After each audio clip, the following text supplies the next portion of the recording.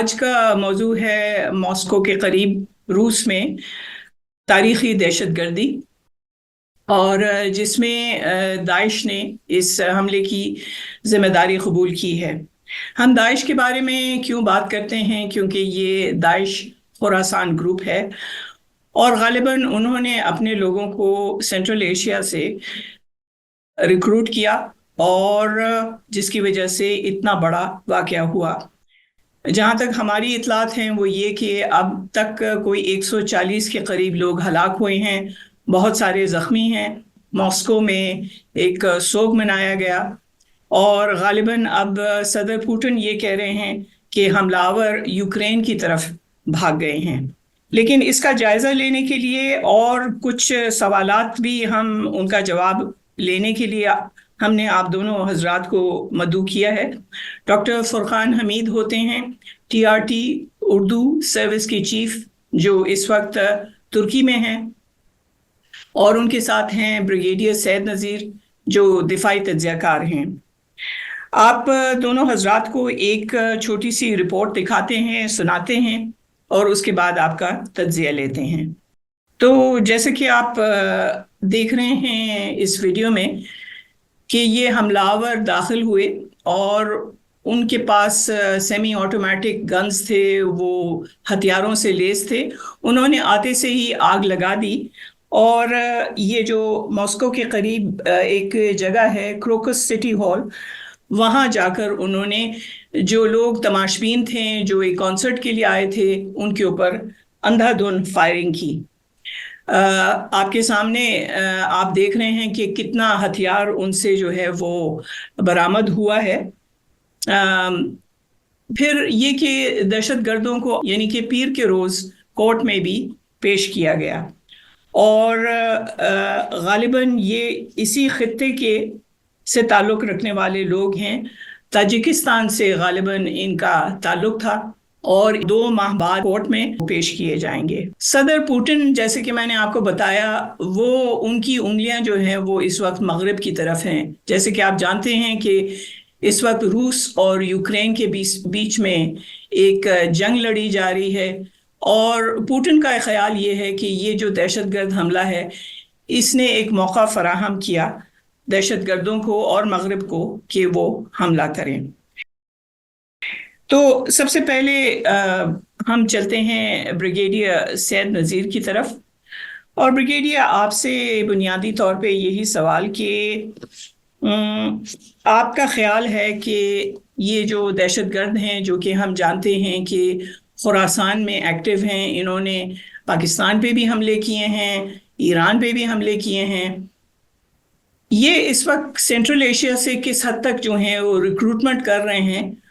اور سرسری طور پہ آپ کو کیا نظر آتا ہے کہ ان کو کون فنڈ کر رہا ہے؟ جی بہت شکریہ۔ خصوصی طور پر جو ہم رشیا کے 9/11 کو دیکھ رہے ہیں، اور ظاہر ہے وہ اس کو لے بھی اسی طریقے سے لیں، اور دوسری بات یہ ہے کہ صدر پوٹن کی جو نئی صدارت ہے اس کے شروعات میں یہ اس قسم کا حملہ ہوا، اور دوسرے اس تناظر میں دیکھ رہے ہیں کہ یوکرین کے ساتھ ان کا جنگ چل رہا ہے، اور تیسری بات یہ دیکھ رہے ہیں کہ جس طرح آپ نے بتایا کہ ان کا یہ جو خراسان چیپٹر ہے، جو کہ شام اور عراق سے منتقل ہوا ہے پاکستان، ایران اور افغانستان، اور ابھی تاجکستان کو بھی اس میں یاد کیا جا رہا ہے، اور ظاہر ہے کہ جوہریوں سے پتہ چلتا ہے کہ اس علاقے کے ہیں۔ تیسری بات یہ آ جاتی ہے کہ ان کو فنڈ کون دے رہا ہے۔ دیکھ لو، ہم نے پہلے بھی دیکھا تھا کہ خراسان چیپٹر جب کھلا تھا تو اس کو فنڈنگ جو تھی وہ کافی تھی، اس لیے کہ TTP سے اور باقی گروپوں سے لوگ ادھر جاتے تھے اور ان کو زیادہ ڈالر ملتے تھے۔ ایک دوسری بات یہ آ جاتی ہے کہ ان کے ہتھیار بھی،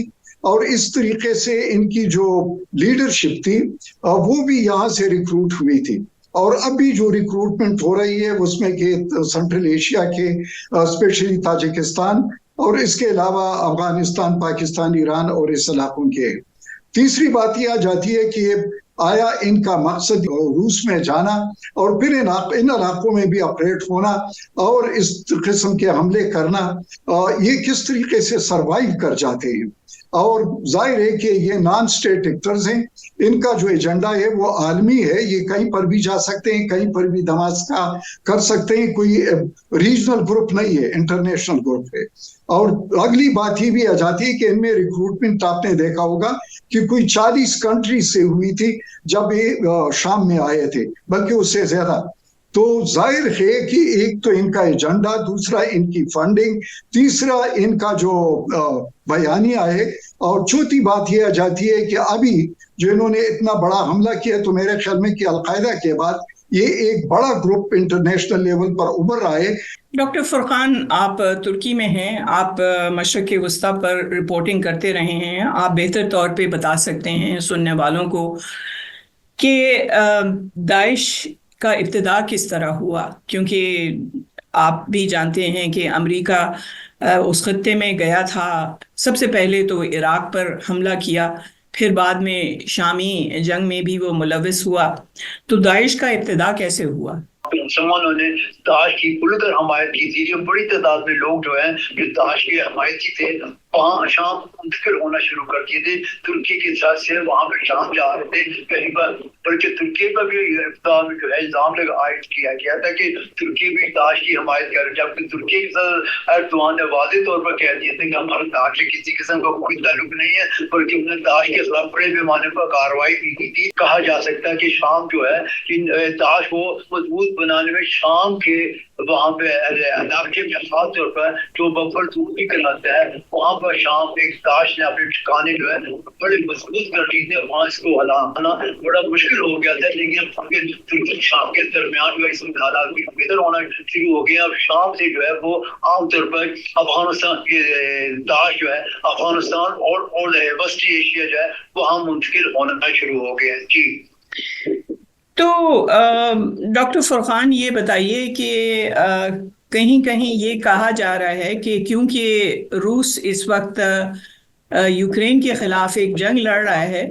لہٰذا یہ مغرب کی مفاد میں ہے کہ اس طرح کے حملے ہوں جس سے روس مزید کمزور ہو جائے۔ اس کے بارے میں آپ کیا رائے رکھتے ہیں؟ امریکہ نے روس کو پہلے ایک مہینہ پہلے ہی افواہ کر دیا تھا کہ جو اجتماع میں کسی قسم کی گڑبڑ ہو سکتی ہے، کوئی ہلا گلا ہو سکتا ہے، اور روس نے اس طرف کوئی توجہ نہیں دی تھی۔ روس نے یہی سمجھا تھا کہ شاید یہ ڈرانے کے لیے امریکہ نے روس کو ڈرانے کے لیے ایسا کیا ہے، لیکن ایسا نہیں ہوا۔ حقیقت جو ہے اب آپ کے سامنے اور دیکھا ہوا ہوگا آپ نے 147 کے قریب جو ہے معصوم انسان جو ہے وہ ہلاک ہو چکے ہیں، جہاں پر ہو چکے ہیں۔ امریکہ کی جو متنبع کی گئی تھی، جو وارننگ دی گئی تھی، روس نے اس قسم کی کوئی پرواہ نہیں کی۔ بریگیڈیئر سید، بعض لوگ یہ کہیں گے کہ امریکہ نے کیونکہ اس طرح کی تنبیہ کی روس کو کہ اور غالباً یہ وارننگ مارچ کی ابتدا میں دی گئی تھی، روس کے اندر ایک دہشت گرد حملہ ہو سکتا ہے۔ بعض لوگ یہ کہیں گے کہ اس لیے امریکہ نے وارننگ دی کیونکہ وہ خود اس حملے میں ملوث تھا۔ آپ کیا کہیں گے اس تجزیے کے بارے میں؟ جی بالکل، جس طریقے سے آپ نے بتایا کہ یہ ایک ڈبل گیم تھا، اور ڈبل گیم اس طرح کی ایک طرف تو ان کو فنڈ کیا یا ان کو فیسیلیٹیٹ کیا، اور اسپیشلی یوکرین سے ان کا توجہ جو تھا وہ اپنے انٹرنل حالات، اور پھر اس کے پوٹن جو خصوصی طور پر جو انتخابات وغیرہ ہو رہے تھے اس سلسلے میں اس کے ریپوٹیشن کو نقصان پہنچانا تھا، اور ساتھ ساتھ ہی وارننگ بھی دیتی جو کہ ایک عام سی وارننگ تھی، اس میں انٹیلیجنس شیئرنگ نہیں ہوئی تھی کہ کس قسم کے یا کہاں سے اس قسم کا حملہ یا اس قسم کا تھریٹ ہو سکتا ہے۔ البتہ اس قسم کے جو ایڈوائزری ہوتے ہیں یہ مختلف ممالک مختلف ٹائمنگ پر ایشو کرتے ہیں، ایک قسم کا تھریٹ ہوتا ہے اور اس کے طور تو یہ ایک عمومی بات ہے اس قسم کے وارننگ کا ایشو ہونا۔ تیسری بات یہ آ جاتی ہے کہ آیا اس سے اگر امریکہ یہ چاہتا تھا تو اس سے کیا حاصل کرنا چاہتا تھا، یا روس جو ہے اس کا رسپانس کیا ہوگا اس کو بھی انہوں نے جج کرنا تھا۔ اور میرے خیال میں کہ اس موقع پر اگر دیکھا جائے تو روس نے ایک وارننگ دی تھی کہ اگر यूक्रेन में मजीद मुदाखलत हुई, जिस तरह नाटो का अगर वहां पर एक इन्वॉल्वमेंट हो गई ओपन, तो एक न्यूक्लियर जंग की तरफ भी ये जंग जा सकता है। और मेरे ख्याल में कि एक और चीज भी है कि अगर इसको अभी जिस तरह अमेरिका ने 9/11 के बाद अफगानिस्तान आए थे, तो अभी तो उसको एक मिलिट्री ऑपरेशन कहते हैं जो कि यूक्रेन के खिलाफ जारी है। अब इसको बाकायदा जंग में भी फिर तब्दील कर सकते हैं, और अगर बाकायदा जंग में उसको तब्दील करते हैं तो फिर नाटो का और अमेरिका का स्पेशली जो स्टेट्स होंगे ये फिर बढ़ सकते हैं, और अगर ये बढ़ जाते हैं तो फिर मेरे ख्याल में कि एक बाकायदा जंग भी हो सकती है। तो ये मेरे ख्याल में एक एस्कलेशन है। अब ये एस्कलेशन क्या अमेरिका चाहता था कि जो रशिया है या पुतिन है ये गलती कर जाए, या ये चाहते हैं कि ये जो जंग है इसमें एक ताजगी आ जाए, क्योंकि लोग गजा की वजह से इसको थोड़ा सा पीछे बैक बर्नर पर ले गए। ब्रिगेडियर सैयद, आप मजीद इस पर इसकी तशरीह करें कि आप जानते हैं कि इस वक्त दाइश जगह जगह से रिक्रूटमेंट कर रहा है, और हमें इल्म है कि जो खुरासान ग्रुप है इसमें तहरीक तालिबान पाकिस्तान भी शामिल हैं। ये अब जो इसने रूस पर हमला किया है, इसमें आपके ख्याल में टीटीपी जैसी तंजीम जो पाकिस्तान पर भी वक्तन फवक्तन हमले करती रहती है, उसको कितनी ताकत मिलेगी? देख लो, इस किस्म के ग्रुप्स का जो एग्जिस्टेंस है वो बगैर किसी साइल के, किसी सपोर्ट के, किसी सेंचुरी के और बाकायदा उसके माली इमदाद के और फैसिलिटेशन के नहीं हो सकती। दूसरी बात यह है कि खुरासान चैप्टर जब खुल गया था तो जाहिर है कि ये इराक और सीरिया से इधर मुंतकिल हो चुका था, क्योंकि वहां पर हालात अब डिफरेंट हो चुके थे। दूसरी बात यह है कि हमने देखा होगा कि अफगानिस्तान में करजई भी और इसके अलावा बाकी भी उनके जो लोया जरगा होता है या उनके जो पार्लियामेंट था, उन्होंने अमेरिका पर इल्जाम लगाया था कि वो हेलीकॉप्टर्स के जरिए इनको मदद करते हैं। तीसरी बात ये भी थी कि हमने देखा कि टीटीपी के बहुत सारे लोग और दाइश में ज्वाइन हो चुके थे, और हमारे पाकिस्तान के ये जो उर्गजई एजेंसी है उसका भी इनका हेड रहा था, क्योंकि जितने भी इस किस्म के लोग थे वो अपने बेजेस बदलते थे पैसे की खातिर, उनको फंडिंग और उसको लीडरशिप मिलती थी। और अब भी ये खतरा है पाकिस्तान को, जब पाकिस्तान अफगानिस्तान से मुतालिबा करते टीटीपी के बारे में, तो ये खुजर अफगानिस्तान ये पेश करता है कि ये फिर दाइश को ज्वाइन कर लेंगे। और अफगानिस्तान ने भी इल्जाम लगाया है कि ताजिकिस्तान और पाकिस्तान इनको फंडिंग कर रहा है। लेकिन असल बात ये है कि इनकी पहले जो चीचन की रीच थी रशिया तक, अब इनकी रीच किस तरीके से रशिया तक हो गई है। तो जाहिर है कि मेरे ख्याल में जिसने इसकी इब्तिदा की थी, जिसने उधर मिडिल ईस्ट से इसका चैप्टर क्लोज करके इधर खुरासान चैप्टर खोला था, और फिर उसके बाद जो उन पर इल्जामात लग रहे थे, तो लगता है कि एक आलमी एजेंडे के तहत ये लोग, जिस तरह पहले भी मैंने कहा कि एक करेंसी बन चुकी है और इसको इस्तेमाल किया जा रहा है। और ये तो किस्म के जो इनके 2011 में इन्होंने रास्ते अलग किए थे अलकायदा से, जब जरकावी वगैरह ये लोग आगे आ चुके थे। तो लगता है कि लोग वही है, एक दूसरे इस किस्म के आउटफिट में जाते रहते हैं, और जहां पर उनको बेहतर लीडरशिप मिल जाती है या पैसे मिल जाते हैं या एक बड़े गिने जाते हैं, मतलब किसी कार्रवाई के लिहाज से, तो ये होता रहता है। डॉक्टर फुरकान, ये जो 4 अफराद पकड़े गए, गालिबन इनकी जो आपस में कम्युनिकेशन हो रही थी उससे नज़र ये आ रहा था कि उनको पैसा दिया गया, और कहीं हमने 50 लाख की भी बात सुनी। खैर ये सोशल मीडिया की खबर हो सकती है, लेकिन हम ये भी जानते हैं कि पेट्रो डॉलर्स किस तरह मशरक़ वस्ता से चलते हुए इन दहशतगर्दों के हाथों में आते हैं। कुछ पता चल रहा है कि मशरक़ वस्ता में ख़ास तौर पे दाइश के कहाँ कहाँ ठिकाने हैं, कहाँ कहाँ वो मजबूत है, कहाँ से उनको फंडिंग आ सकती है?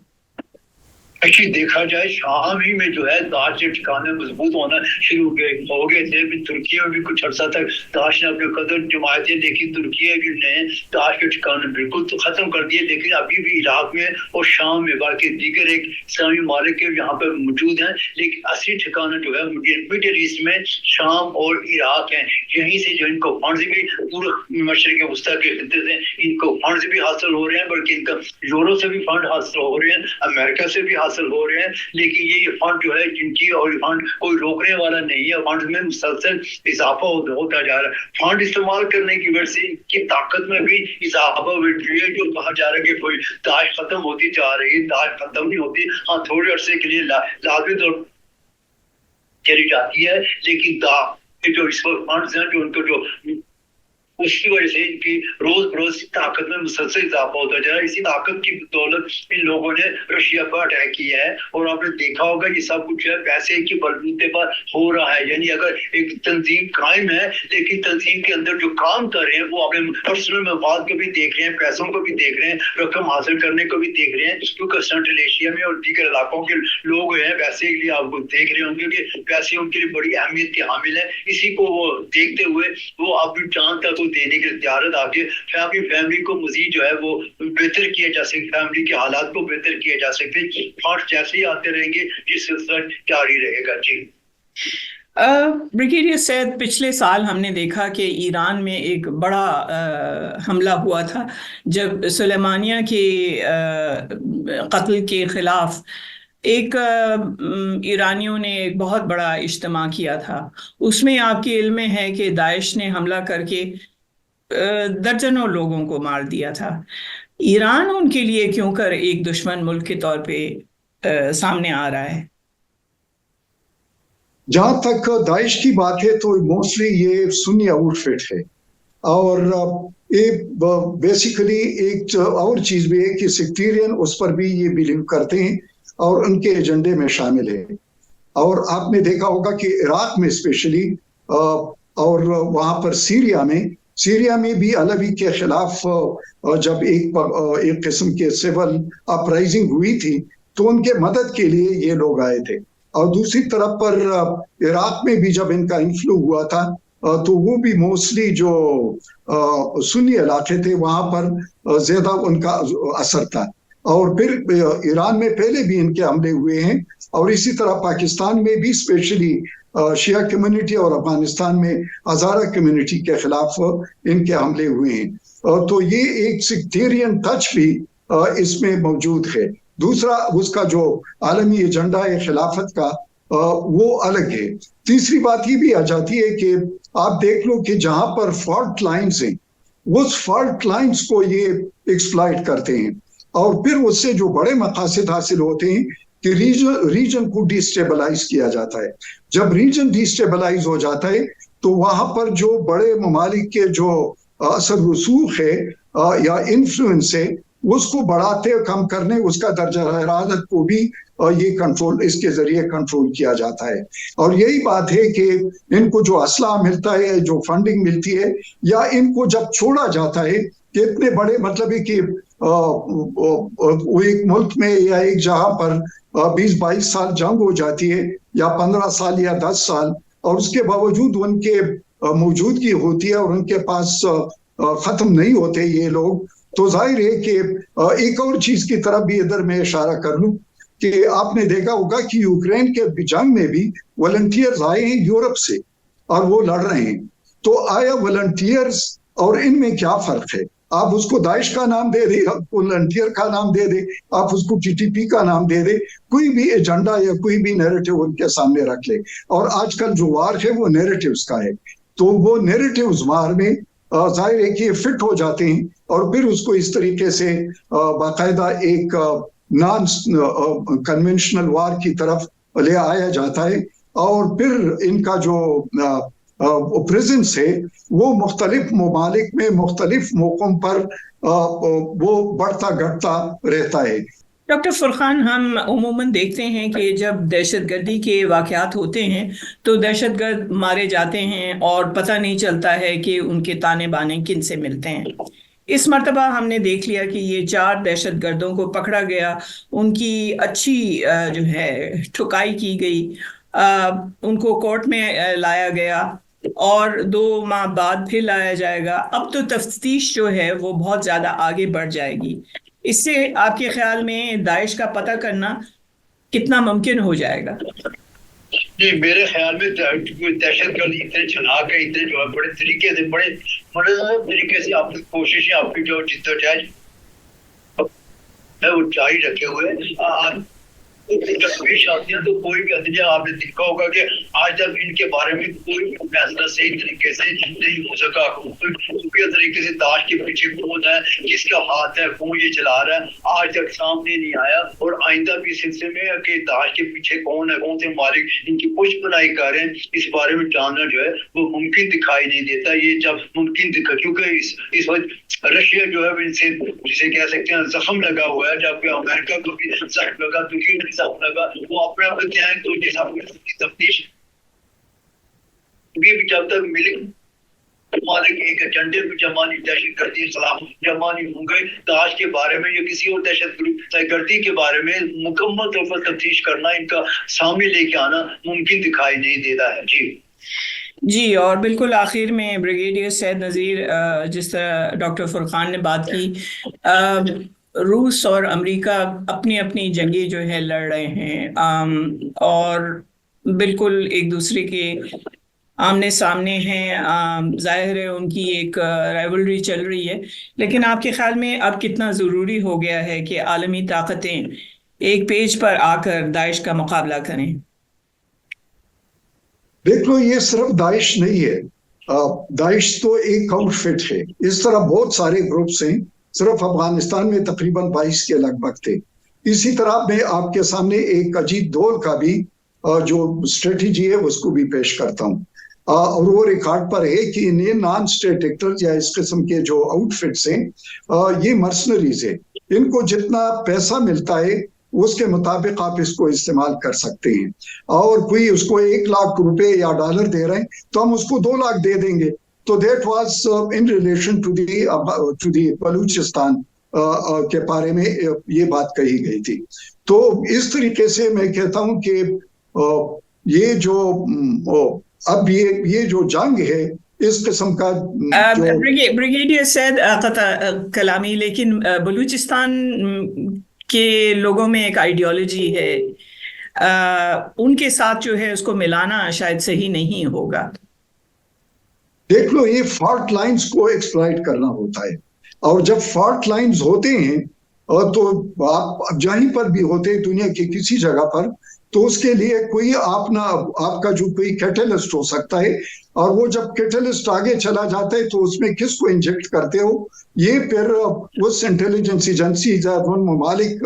اس کو استعمال کرتے ہیں۔ تو میں یہ کہتا ہوں کہ آپ نے دیکھا ہوگا کہ یہ جو امبریلا ہو جاتے ہیں، سنڈیکیشن ہو جاتی ہے، تو ان کو مختلف ٹارگٹس دیے جاتے ہیں، اور تب جو فرقان صاحب نے کہا کہ ان کے یہ جو انویسٹیگیشن ہوتی ہے وہ کلیئر کٹ سامنے نہیں آتا، اس لیے کہ اس میں کئی کٹس ہوتے ہیں، کئی کراس ہوتے ہیں، اور کئی امبریلا آرگنائز۔ دیکھ لو، پلاننگ ایک کرتا ہے، اس کے بعد اس کے لیے جو بندے فراہم کرتے دوسرا کرتا ہے، تیسرا ان کی فیسیلیٹیشن کوئی اور کرتا ہے، فنڈنگ کوئی اور کرتا ہے، ٹارگٹ کوئی اور دیتا ہے، اور پھر اس کے